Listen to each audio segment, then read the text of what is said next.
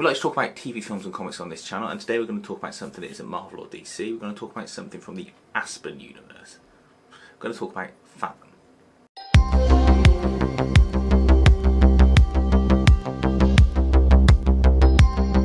Fathom is a comic book series written and created by Michael Turner, or I should say the late Michael Turner, because he's sadly passed away.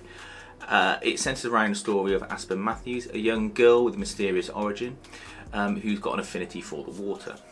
You find out that very quickly in the series that she is from a race called the Blue.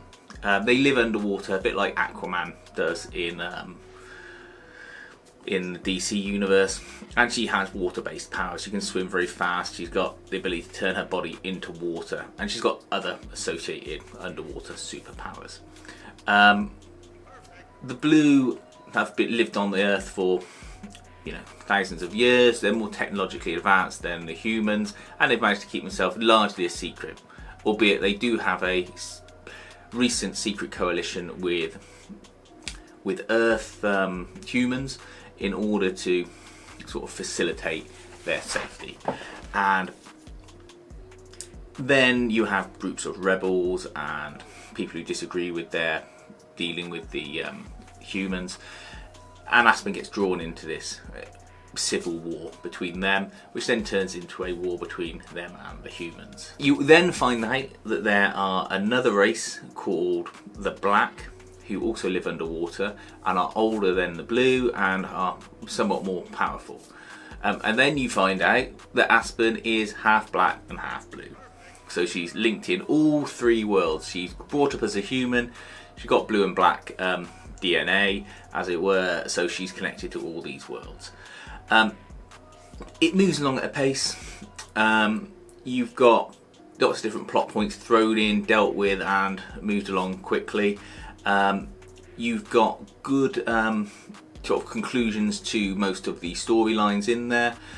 You don't get anything sort of hanging on too long. I mean, obviously it's comic books, so anyone can come back from the dead, we all know that. But it's a relatively easy and satisfying read. The artwork is by Michael Turner up until the point that he obviously left the series for obvious reasons. And he's got a certain style of drawing people. The men are super buff and the women are always drawn very long, very beautiful, but they've always seemed to have very exaggerated sort of leg to body ratios. I'm sure the ratio is probably artistically correct, but it just always looks like they're somewhat stretched, which is absolutely fine. It's part of the style of the book. And also, you might recognise him from his turn on the Supergirl story arc of the Batman Superman series with DC, where Supergirl looks very much like the characters in this book because of his art style. The books that I've got are collected in a omnibus format. I've got them digitally because I don't think there's a hardcover format book available. If there was for the omnibuses, I'd probably consider getting it, but I don't really want to invest in it in paperback at this time.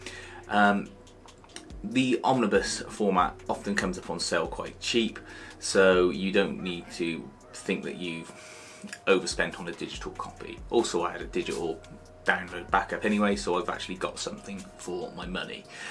The story is good if you want something different but still covers sort of superhero-y elements.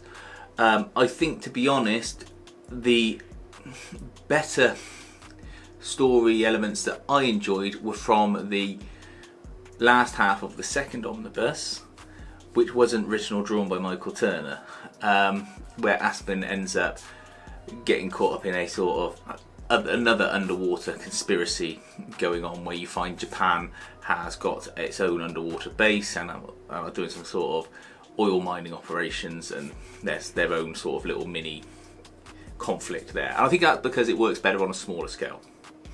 But it's got those nice sci-fi elements in it as well.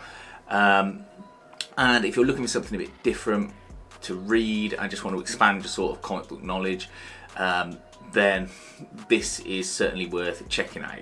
It quite often comes up in humble bundles actually as a deal, so you could find yourself getting the whole Aspen universe for sort of less than 20 quid. I mean, after I bought the omnibuses on Comixology, there was one that came up with every book from the Aspen universe pretty much for £15. So I got that to get the other books, but I did feel a little bit aggrieved that I just got very bad timing.